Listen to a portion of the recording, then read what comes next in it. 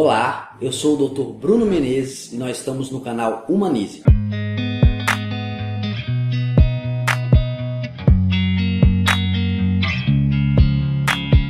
Nós estamos entrando no mês de abril e esse mês ele é totalmente dedicado à conscientização sobre o autismo. O Ministério da Saúde tem uma campanha chamada Abril Azul que traz esse movimento, para a gente falar sobre essa doença, esclarecer as informações e principalmente tentar trazer um alerta para a população que desconfie o mais rápido possível, o mais precocemente possível, se tiver alguma suspeita desse tipo de doença, e para procurar um profissional, tá bom? Então hoje, pensando no Abril Azul, que é o mês de conscientização do autismo, nós vamos falar um pouco sobre o autismo. Lembrando que dia 2 de abril é o Dia Internacional da Conscientização do Autismo. Então a primeira coisa que a gente vai entender, o que é o autismo? O autismo é um transtorno, é um distúrbio neurológico do desenvolvimento, ou também conhecido como uma doença do neurodesenvolvimento, que seria um transtorno que atrapalha o desenvolvimento normal do cérebro. É um transtorno que basicamente está ligado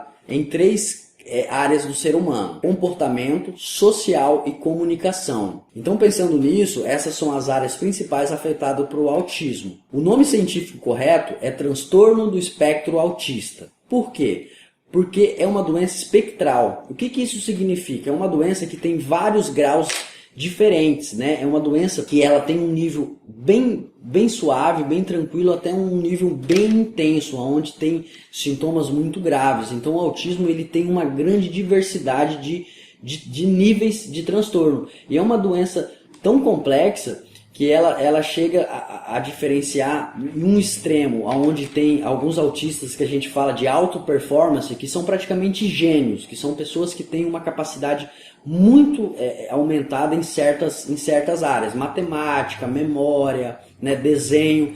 E no outro extremo pode chegar a um paciente que tem um déficit neurológico tão grande que ele tem dificuldade até de falar, de se comportar. Então é uma doença muito complexa que tem vários níveis de intensidade, por isso que ela é conhecida como transtorno do espectro autista. Então a gente pode dizer que é um síndrome comportamental, que é caracterizado pelo isolamento social, déficit quantitativo e qualitativo da comunicação. Esse paciente ele tem dificuldade tanto em número de palavras, como também a capacidade dele falar essas palavras. E também o padrão de comportamento vai estar alterado. Alguns pacientes com autismo eles podem ter padrões de comportamento muito diferentes do que foge da normalidade, digamos. Não é bem a palavra que se usa aqui, a gente vai usar do paciente típico, que o paciente autista ele é um paciente atípico. Então o paciente típico seria o paciente que tem um comportamento dentro dos padrões, e o autismo ele pode trazer essas alterações no comportamento do paciente. Esse padrão de comportamento ele está bem caracterizado em duas características, que ele é restrito nas suas relações sociais e também tem comportamentos estereotipados. O autista é aquele tipo de paciente que ele pode ter rituais de repetições, A criança autista ele pode ficar, digamos, em um mesmo movimento por muito tempo. Isso seriam movimentos estereotipados, tá bom? Como a gente começa a suspeitar de autismo, que digamos que é a parte mais importante desse vídeo, que tem o objetivo de conscientizar sobre a doença. Os estudos mostram que antes dos 3 anos já começam alguns sintomas que a gente pode começar a perceber. Quais são eles? Um dos principais sintomas, por exemplo, um bebê que não sorri. Um bebê que não sorri quando é estimulado, E principalmente quando ele não sorri para as pessoas conhecidas, por exemplo, para a mãe, para o pai. Outro sintoma também, crianças de menores de 3 anos, são crianças que não estranham colos de pessoas desconhecidas. Isso também é um sinal de alerta, que a gente pode começar a suspeitar. Outro sintoma muito importante, principalmente nessa faixa etária, são pacientes que não mantêm um contato visual. O paciente autista ele tem uma dificuldade muito grande de manter o contato visual, principalmente por longo período de tempo. Outro sintoma muito importante, eles falam pouco, geralmente eles têm uma alteração muito nessa questão da comunicação, então são crianças que podem demorar mais do que a maioria para aprender a falar. Outra característica interessante para a gente notar nas crianças menores de 3 anos são crianças que gostam de brincar muito sozinho. Como o autista tem alteração nessa questão da sociabilização, o autista ele não tem muita capacidade de perceber as reações dos outros. É como se ele tivesse muito interligado com os seus sentimentos internos. Então ele tem um hiperfoco interno, ele percebe muito o seu mundo interno e ele tem uma dificuldade muito grande de perceber o mundo externo. Então são crianças que têm dificuldades em brincar com outras pessoas, com outras crianças. São crianças que têm dificuldades em interagir mesmo, né, com os irmãos mais novos ou com os próprios pais. Então tem essas alterações também. Um exemplo bem claro aqui de um paciente que pode apresentar autismo é aquela criança que quando ela pega, por exemplo, um carrinho para brincar, ela não brinca diretamente, objetivamente com o carrinho. Ela, por exemplo, ela foca na roda do carrinho e fica brincando só com aquela rodinha. Ela fica rodando aquilo ali por vários minutos, várias horas e pode ficar até por dias, digamos, né, se não tiver um controle. E ele tem muita dificuldade de parar esse movimento. Quando os pais vão lá e tentam parar, eles sofrem muito, eles choram muito. O autista ele tem uma dificuldade muito grande em lidar com mudanças. Vamos falar um pouco sobre a causa, né, que seria a etiologia. A causa ela não está muito bem explicada, né? Hoje em dia os estudos eles não mostram com muita clareza o motivo, né, que pode evoluir com essa doença nas pessoas. Mas com certeza o fator genético ele está ligado, é muito importante o fator genético, e tem alguns motivos, alguns fatores que podem ser verdadeiros, estão em estudos, mas podem ser verdadeiros. Entre eles, infecções maternas, ou seja, a mãe que teve algum tipo de infecção e principalmente não tratou durante a gestação, enquanto esse bebê ainda estava na barriga da mãe. Infecções de urina, infecções de gripe, nas suas diversidades. Uso de substâncias tóxicas pela mãe. A mãe que está grávida e usa alguma substância tóxica, tanto drogas quanto medicações. E idade dos pais. Alguns estudos também mostram que pais mais velhos podem ter uma probabilidade maior de gerar filhos autistas. Mas repetindo, isso está em estudo. A verdadeira causa, a verdadeira etiologia ainda do autismo, ela não foi encontrada. Vamos falar um pouco agora sobre o diagnóstico.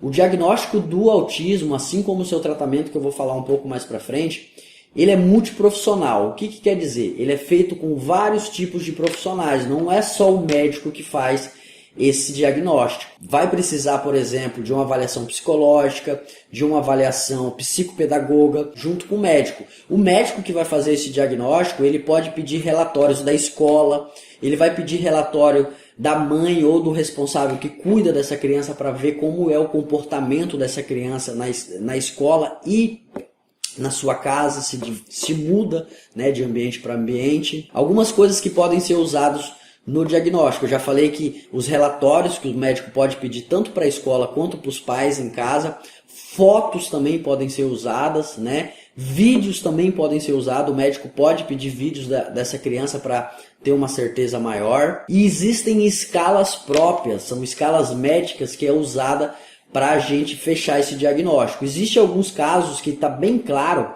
que não precisa fazer a escala, mas a grande maioria é indicado sim o médico fazer essa escala com esse paciente para fechar o diagnóstico, tá bom? Isso é falando sobre o diagnóstico do autismo. Falando sobre o tratamento, ele, assim como o diagnóstico, ele é multidisciplinar, ou seja, a gente precisa de vários profissionais de várias áreas para fazer esse tratamento adequado, né? Uma coisa interessante de lembrar aqui, assim como o diagnóstico, é indicado que a gente faça o mais rápido possível, o mais precocemente possível. Por quê? Quanto mais rápido a gente identificar essa doença, mais rápido esse paciente vai receber o seu tratamento e mais rápido ele vai conseguir ter um desenvolvimento melhor na sua vida.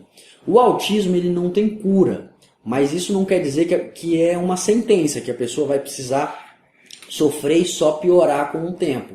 O tratamento, o objetivo dele é exatamente trazer autonomia para esse paciente, que mesmo com o transtorno dele, ele consiga desenvolver intelectualmente, ele consiga desenvolver na comunicação e nas interações sociais. Então é muito importante que seja feito o mais rápido possível, tá bom? O tratamento é multidisciplinar, precisam de vários profissionais envolvidos, entre eles terapeuta ocupacional, psicopedagoga, psicólogo e fonoaudiólogo. Esses são alguns dos profissionais envolvidos nesse tratamento de autismo, tá bom? Esses profissionais, eles vão fazer estratégias específicas em suas áreas para desenvolver esse tipo de dificuldade no paciente. Então é muito importante que seja multidisciplinar. Uma coisa interessante aqui de lembrar, que não existe medicação específica para o autismo, digamos. Não existe um remédio que vá realmente melhorar ou curar o autismo, mas as medicações são importantíssimas no autismo. Por quê? Eles vão agir nos sintomas,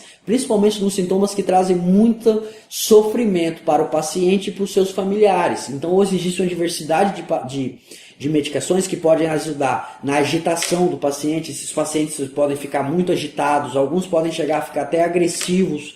Então eles ajudam muito nesses sintomas sintomáticos. Agressividade, irritabilidade, agitação, insônia, né? Vou dar um exemplo aqui, vocês imaginam uma criança autista que não consegue dormir. Ao longo do período da vida dele, vai trazer um estrago muito grande para ele, né? E para os pais dele. Você imagina a dificuldade que os pais deles vai sofrer. Então é muito interessante a gente lembrar isso, que é multidisciplinar, não existe uma medicação específica, mas a medicação ela ajuda muito, principalmente nessas questões de sintomas, tá bom? E aí para terminar, a gente vai falar alguns motivos para a gente fazer esse tratamento. O mais rápido possível que a gente começar esse tratamento vai ajudar, porque isso vai ajudar a independência desse paciente, a autonomia desse paciente. O tratamento no autismo, ele busca exatamente isso, a autonomia do paciente, que ele desenvolva nessas áreas e não precise ficar tão dependente de outras pessoas. Tem alguns estudos e na prática clínica os médicos observam muito que com o tratamento, olha a observação, quando o paciente é tratado, tende a melhorar alguns sintomas com o passar do tempo. Não que tenha uma cura, mas tende a suavizar esses sintomas, principalmente se esse paciente for tratado com medicações e com terapias específicas, como eu já falei, né? Por exemplo, psicólogo, psicopedagogo, terapeuta ocupacional, fonoaudiólogo. Todos esses profissionais são importantíssimos no tratamento do autismo, tá bom? Outra coisa importante no tratamento que a gente nunca deve esquecer é a orientação e suporte para a família. A família do autista, como uma diversidade de doenças neurológicas e psiquiátricas, traz muito sofrimento para a família. Então é uma família que precisa ser acolhida, precisa ser orientada, principalmente como lidar com esse paciente, tá bom? Basicamente é isso que eu queria deixar para vocês. O mês de abril é totalmente dedicado à conscientização do autismo. A gente vai trazer mais temas esse mês sobre o autismo. Eu vou tentar trazer uma psicóloga aqui para a gente ter um bate-papo bem legal falando sobre esse tipo de transtorno. E é isso. Espero que vocês gostem, que essas informações sejam de grande valia para vocês. Até a próxima!